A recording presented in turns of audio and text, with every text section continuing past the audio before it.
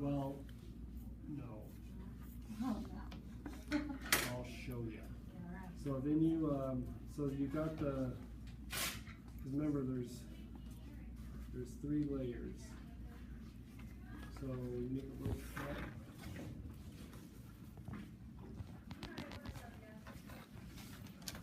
I don't know about yay or it's kind of a art.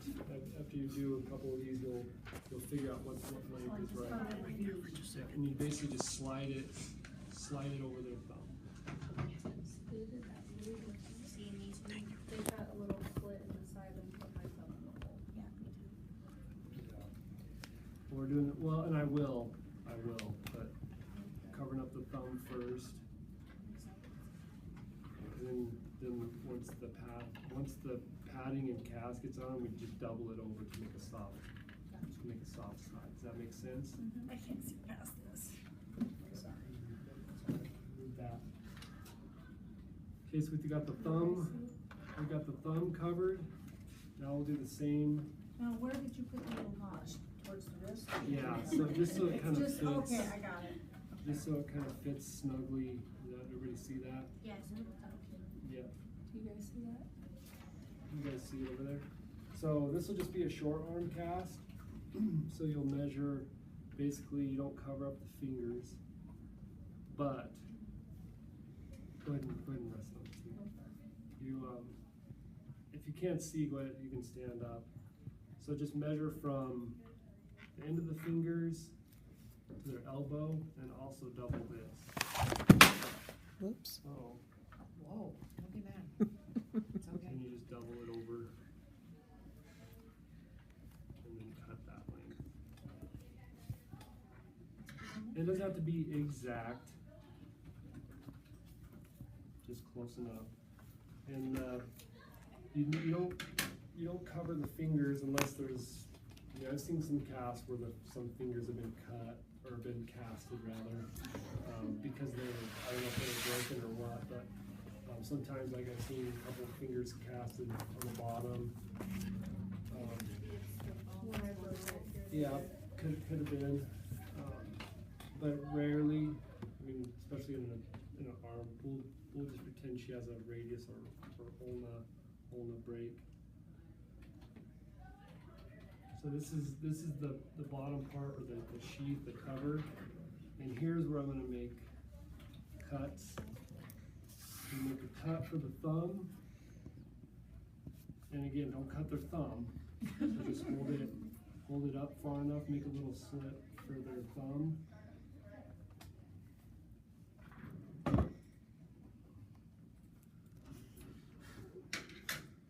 Curl it up. Okay. Roll that back a little bit. This is going to be our, because you want soft edges, right? You don't want anything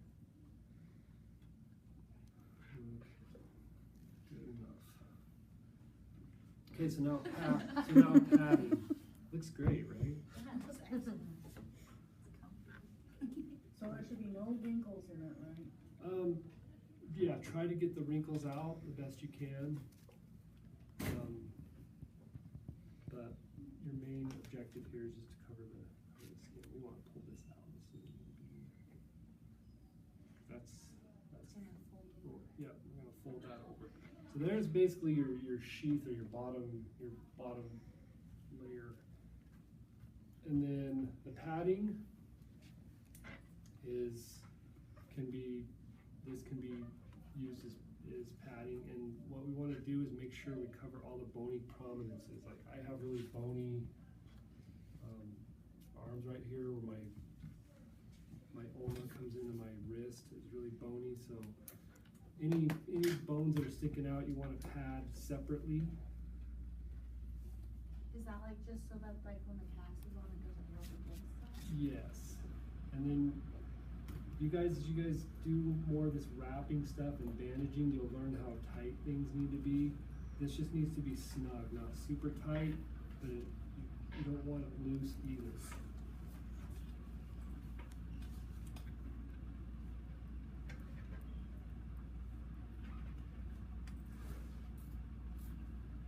So pad and tape. So one thing that we need to is tape. Set it right here.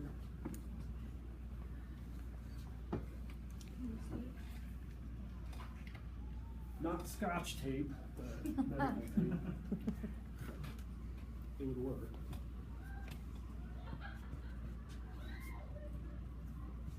So anything bony, we want to pad separately.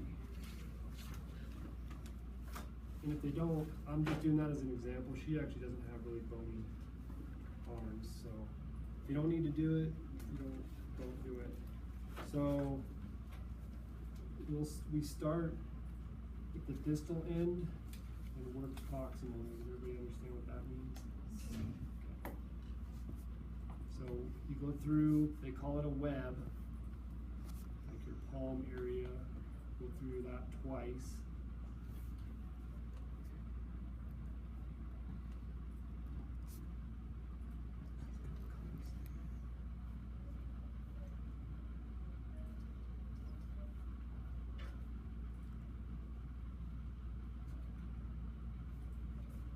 It says to wrap 50%, so go halfway over your previous wraps. Does that make sense to everyone?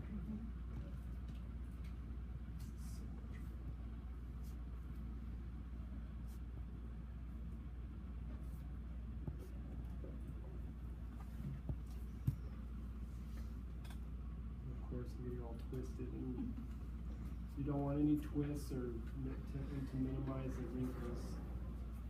Do the best you can. Did they use cotton ball like stuff for yours?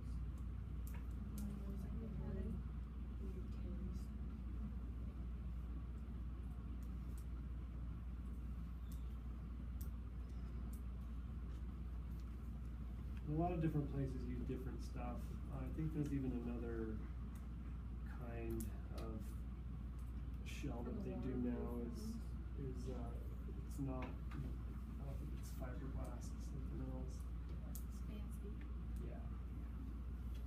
So just keep wrapping this halfway. That's a pain with all those twists. Yeah, it gets pretty bad, and I don't know the way to really avoid it. You just have to kind of deal with it and fight with it. You never know how much you're gonna need. So it's kind of, but this is a lot easier than trying to do it out of the box, I guess.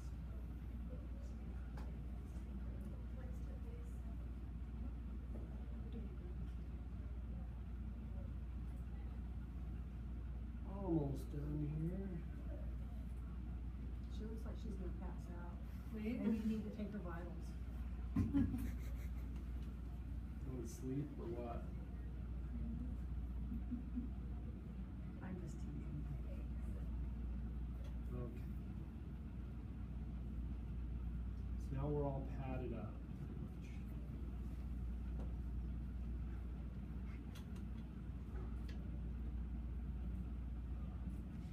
And of course, be really careful when you're working around the area that's actually broken.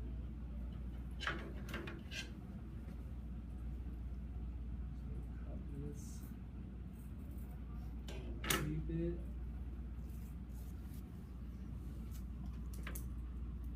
Don't need a whole lot of tape, just something to hold it in place.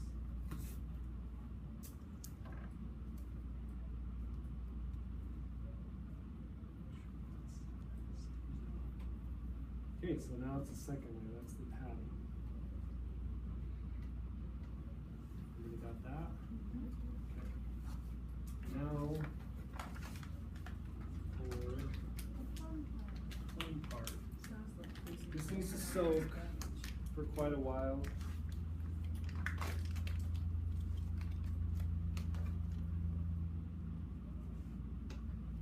Soak for a few minutes. And you'll see, this is the zebra with the Ducat, so. Is that warm water? No, yeah, good question.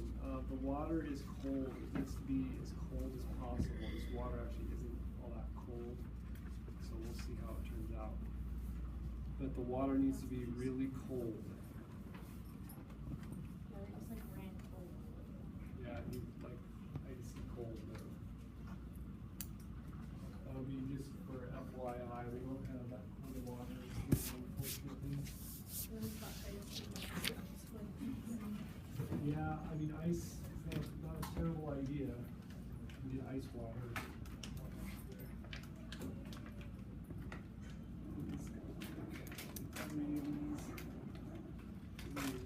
Purple.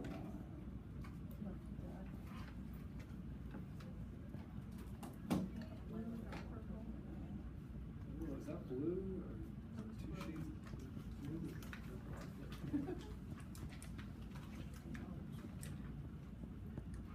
So yeah, I'll let that soak for a few minutes. Quit moving your hand, man. It's broken. Ow. You need to start saying ow. She's putting her on the x-ray board too. So it's a little bit more complicated and I think she's just trying to get payments. difficult with the hand because of the She's thumb. faking it. She's a pain seeker. The feet are a little bit easier because you just make your little cover thing at the end of the toes, and then once you get the shell on the fiberglass cast on, you can roll it over, create a soft side. So same with the thumb. Anywhere there's exposed skin, there needs to be a soft barrier. So just make sure you use.